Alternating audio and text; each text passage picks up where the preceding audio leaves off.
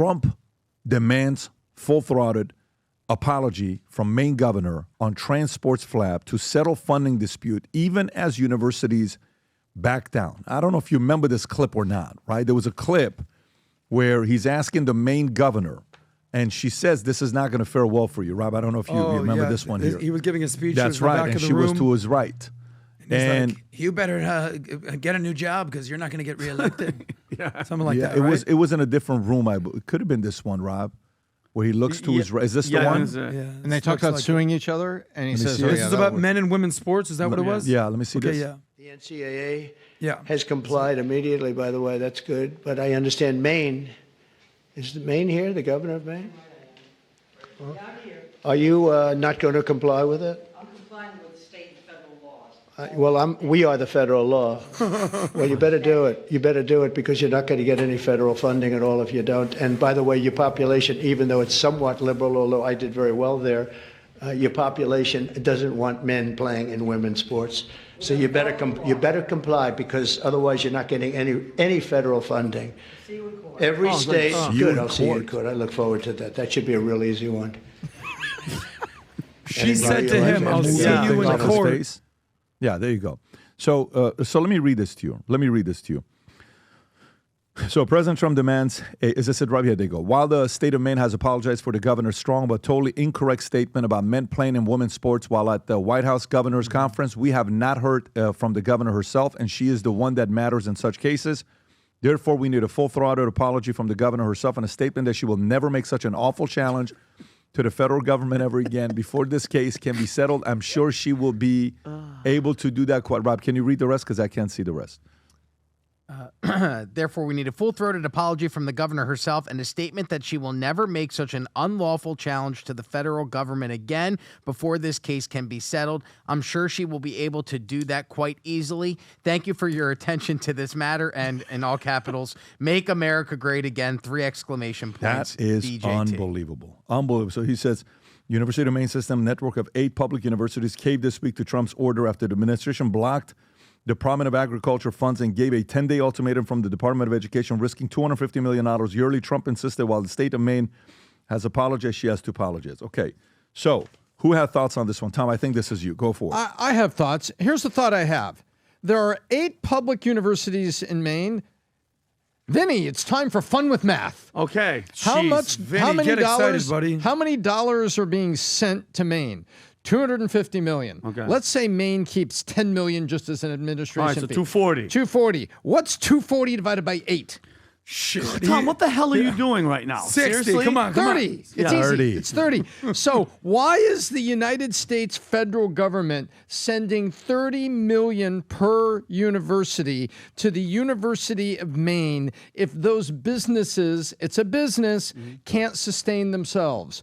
I don't want the federal government. First of all, this shows that what Trump is doing has teeth. And he's getting states to move off dumb policies and off previous positions. And just like he said there, yeah, you'll see it in court. Oh, yeah, that'd be fine. That'd be an easy one.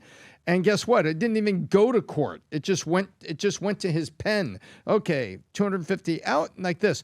But the greater question for me is like, okay, now the federal government gives the funding back. I'm like, wait a minute. I thought we were shutting down Department of Education, and I'd like to see DOJ take a look at why do 8 universities in Maine need an average of $30 million each to operate? If you can operate, charge tuition and operate. But if you need money from the federal government, are you kidding me? You can't make it without that? I think DOJ, get on it. You think she will be apologizing? Do I think she will eventually sign a letter of resolution? Yes, I think she will. Will it be everything that Trump wants? No, because she just won't be able to do that. She'll have like a seizure or something. And why do but she's going to sign. She'll sign something. And why do they all look like that? Every time you hear somebody that hates Trump and they're Democratic, and like, look, it's like a Hillary Clinton clone. And like, she wanted to play tough, and now she's folded like a freaking lawn chair, and I love it. He's right. Well, I don't care what she looks like. I'm not going to pick on her looks. No, I'm just listening to what comes out of her mouth. I'm not picking on her looks. Even uglier than anything you could imagine. But what I'm saying, I'm not picking on her looks. What I'm saying is, though, why is it that they all have that look and that face and that bitterness and that anger, and it doesn't help? Like, it doesn't help. She backed down. You know what I mean? That's it. She's It's like your pictures last night on Pierce Morgan. Yeah, exactly. You're right. Yeah, exactly. You're right. Thank you. Matter So- of fact, can you go to that clip, Rob? That clip was the best because, guys, basic tip about life: bitterness, misery, envy, all of those qualities. You know what it does? It ages you so flippin' fast. It's not even funny. Start it from the beginning, Rob. Let him. Oh, is it 2 minutes into? Oh shit, no, it's too long, Rob. I'll send them. We get it right. I mean, he gets into yeah. it right around here. When he calls him an idiot, go Hey, from I know there. that guy, Vinny, right there. Go He's little- angry. Is that it? Go ahead, Rob.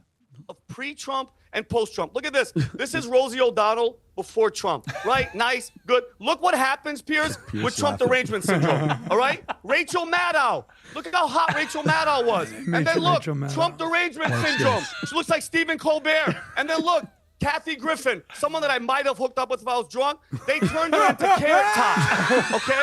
That's what it does to you people, okay? You guys have lost your freaking mind. Oh, excuse me. I'm Way not to go, finished. Vinny. I'm not finished. And Piers, in that interview, that's she's good. like, I can't. That's good. Vinny, you killed that thing. Well, the guy tried to talk smack, and I was like, bro, you will never say that in front of my face. So what happened with you and Kathy Griffin?